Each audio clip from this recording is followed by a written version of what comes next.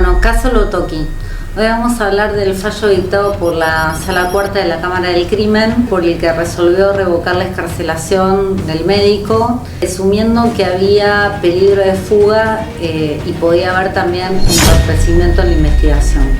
En realidad se pronunció sobre el caso de Carlos Zárate, a quien había operado en su momento en la época de la pandemia y sin constatar los problemas de morbilidad que tenía, a punto tal que este hombre muere y en un punto la Cámara del Crimen lo que sostiene es que lo dejó abandonado a su suerte, una especie de abandono de persona. Pero por el otro lado valora otras circunstancias, por ejemplo, que tiene muchas causas en trámite, algunas por delitos similares, no por homicidios, pero sí por lesiones graves, falsificaciones de documentos. En el caso de Cristian Zárate valoró que había falsificado la historia clínica, por un lado, y por el otro lado confirmó el procesamiento que ya había dictado el juez nacional en lo criminal y correccional. Y a su vez, como les dije, mencionó otra serie de causas, incluida la de Silvina Luna, donde admite que en realidad antes de ayer se planteó una excepción de falta de acción para que no se lo sometiera nuevamente a un juicio por homicidio, porque ya había sido condenado por lesiones culposas y esa sentencia no se encuentra firme. Pero cuando hace un análisis global de la situación, pone en juego un montón de artículos del Código Procesal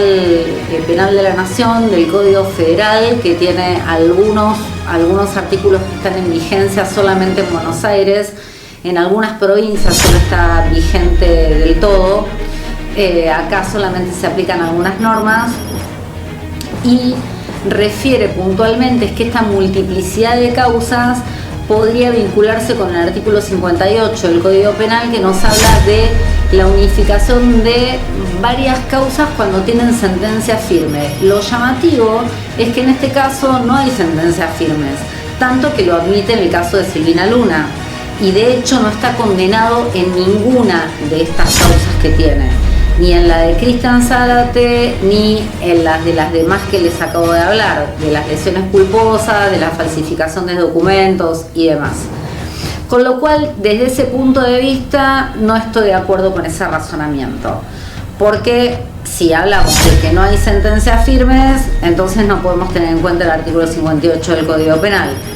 Por el otro lado, nos habla del artículo 333 del Código Procesal Penal de la Nación, que dice que los autos de exención de prisión o de excarcelación pueden ser revocados de oficio por el juez cuando el imputado realiza maniobras para fugarse o no cumple con las obligaciones impuestas. Y en este sentido, lo que sí me parece interesante del fallo es que hace hincapié en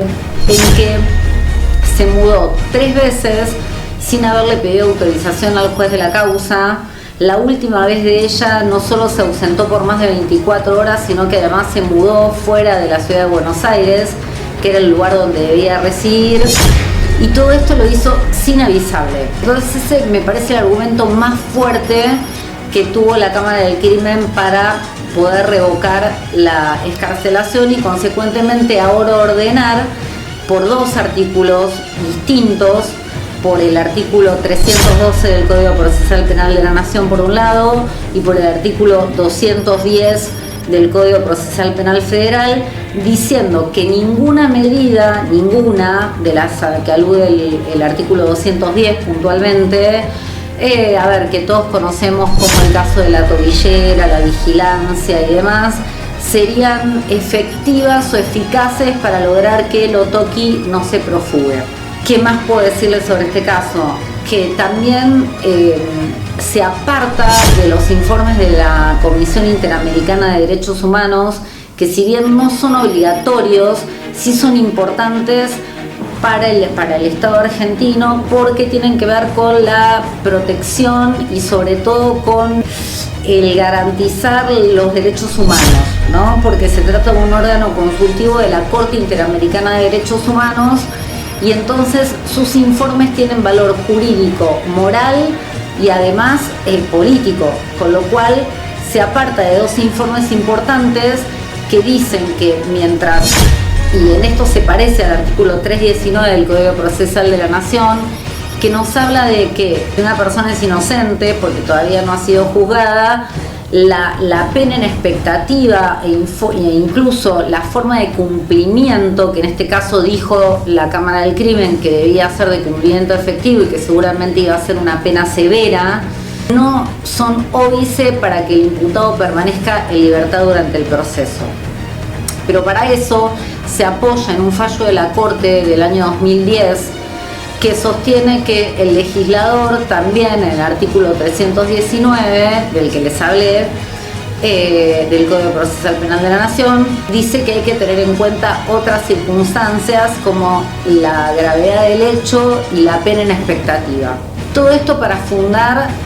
esto del dictado de la prisión preventiva del Otoqui. De vuelta y en resumen, considero que el mejor argumento es el que les hablé, es el haberse ausentado por más de 24 horas, el no haberle pedido autorización para eso al juez, el haberse mudado sin pedirle otra vez autorización, incumpliendo las obligaciones que había asumido,